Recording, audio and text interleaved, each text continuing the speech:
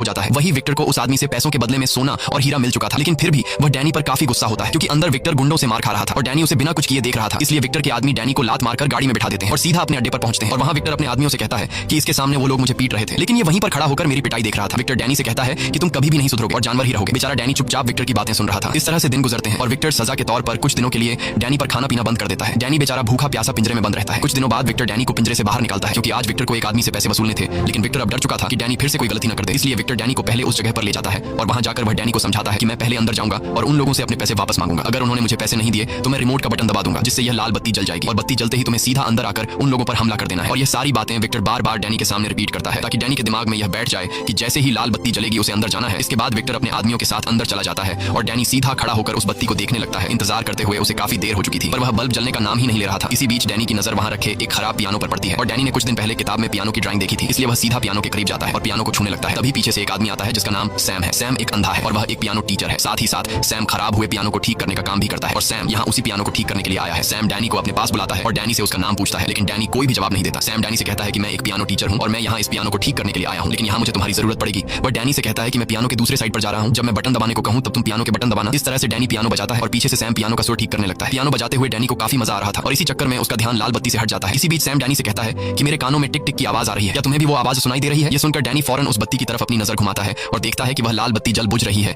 यह देखकर डैनी दौड़ते हुए सीधा विक्टर के पास पहुंचता है, लेकिन अब काफी देर हो चुकी थी। गुंडों ने विक्टर को पीट पीट कर उसका बुरा हाल कर दिया था।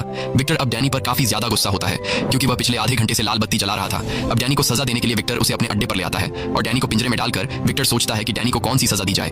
तभी विक्टर का आदमी विक्टर के पास आता है और उसे कहता है कि बॉस तुमसे कोई मिलना चाहता है, लेकिन विक्टर अभी किसी से मिलने की हालत में नहीं था, इसलिए वह उस आदमी से मिलने से इनकार कर देता है। पर तब विक्टर का आदमी कहता है कि वो आदमी बहुत ज्यादा पैसों वाला है जिसके काम के बदले हमें काफी मोटी रकम मिल सकती है। यह सुनकर विक्टर फौरन मान जाता है और वह उसे अंदर आने को कहता है। वह आदमी जब अंदर आता है तो हमें पता चलता है कि यह कोई और नहीं बल्कि टॉम है, जिसने कुछ दिन पहले डैनी की फाइट को देखा था। टॉम विक्टर से कहता है कि तुम्हारे फाइटर को मैंने लड़ते हुए देखा है जिसकी फाइटिंग स्किल्स काफी अच्छी है, इसीलिए मैं तुमसे एक सौदा करना चाहता हूँ। वह आदमी कहता है कि मैं हर महीने एक फाइट ऑर्गेनाइज कराता हूँ, अगर तुम्हारा फाइटर फाइट जीत गया तो तुम्हें इतने पैसे मिलेंगे जितना तुमने सोचा भी नहीं होगा, लेकिन इस मुकाबले में इतना ज्यादा पैसा इसलिए मिलता है क्योंकि हमारा फाइटिंग मुकाबला थोड़ा सख्त है जिसमें फाइटर को जीतने के लिए सामने वाले फाइटर को जान से मारना पड़ता है। अब विक्टर जो पहले से डैनी पर गुस्सा था और वो डैनी को एक अलग सख्त सजा देने का सोच रहा था, इसलिए विक्टर टॉम के इस ऑफर को एक्सेप्ट कर लेता है। अगले दिन विक्टर डैनी के साथ उस जगह पर जाता है जहां डैनी को एक फाइटर से लड़ना था। यहाँ टॉम विक्टर के पास आता है और उसे अपना फाइटर बताता है और कहता है कि पिछले 15 मुकाबलों में इसे कोई नहीं हरा पाया। वो फाइटर काफी लंबा चौड़ा और खूंखार दिख रहा था, लेकिन जब मुकाबला स्टार्ट होता है और विक्टर डैनी का पट्टा खोलकर डैनी से कहता है कि दिखा दे उसे अपनी पावर, ये सुनते ही डैनी जाकर फुल स्पीड से उस फाइटर के गले में 2-3 पंच मारता है और उसे हमेशा के लिए सुला देता है। ये देखकर सभी लोगों के गले में सांसें अटक जाती हैं और टॉम नाम का वह आदमी जो यहाँ का ऑर्गेनाइजर था उसे कुछ समझ ही नहीं आता कि फाइट शुरू होने से पहले ही खत्म हो गई। अब वादे के मुताबिक विक्टर को उसके पैसे मिल जाते हैं जिन्हें पाकर उसकी खुशी का ठिकाना नहीं रहता क्योंकि यह उसके पूरे साल भर की कमाई थी और उसे अब काम करने की जरूरत नहीं थी। वह कहता है कि अब मैं हमेशा यही फाइट डैनी से करवाऊंगा और ढेर सारा पैसा कमाऊंगा। आज वह बहुत ज्यादा खुश होता है, इसलिए वह डैनी से कहता है कि बता डैनी तुझे